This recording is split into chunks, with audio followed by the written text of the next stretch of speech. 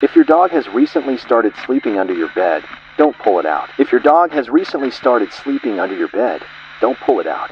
This isn't comfort. It isn't thunder. Your dog is hiding. Dogs that once played freely begin to crawl beneath beds right at sunset. They refuse to come out. Their eyes stay fixed, not on the door, not on you, but on the ceiling. They sense something you can't, something that doesn't come through doors. It comes from above. If you've heard faint sounds on your ceiling at exactly 3 a.m., and your dog goes silent and vanishes beneath the bed, then I'm sorry, but you may already be seen. It doesn't look for dogs. It looks for humans, especially exposed ones. A bare foot, a shoulder outside the blanket, the nape of your neck. First, it feels like heat, then restlessness, then stillness. Your dog won't leave the space under your bed. You try to coax it out.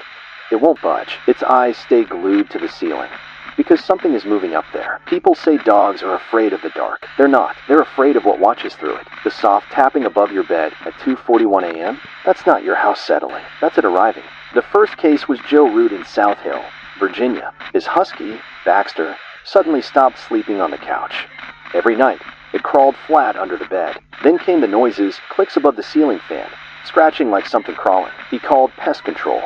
Nothing. One night, Joe recorded audio.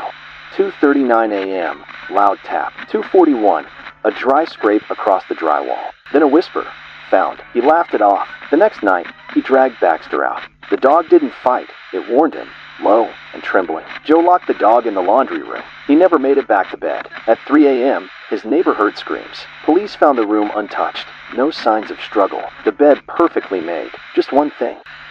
Baxter, back under the bed, trembling, staring straight up. Another case, Angela Martinez, Redwood, California. Her golden retriever Daisy refused to sleep anywhere but under the bed. Angela thought it was nerves, but Daisy began dragging her bed deeper every night. Then Angela heard things above the ceiling. She set up a camera. 3:09 a.m., stillness.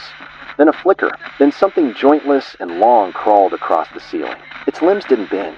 Its head dragged behind like dead weight. Just before leaving the frame, it turned and stared into the camera. It had no eyes. Angela fled. When she returned, she no longer sleeps on the bed. She sleeps beneath it.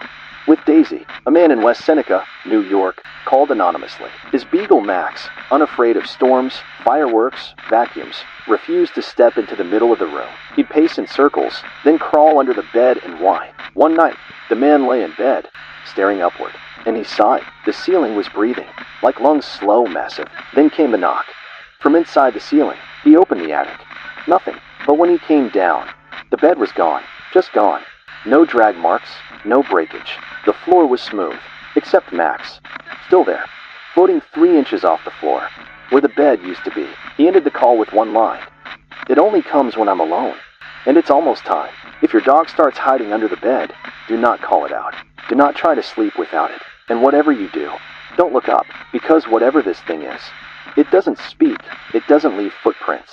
But once it sees you, you're marked. We've received 73 reports. Every single one begins the same. Movement on the ceiling at 2:41 a.m. Dogs hide. Humans vanish.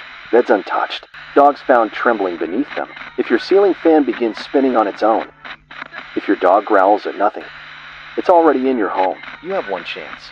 Sleep close to the floor. Stay beneath thick blankets. Let your dog stay under the bed, even if it whines. Because once your skin is exposed, you are no longer alone.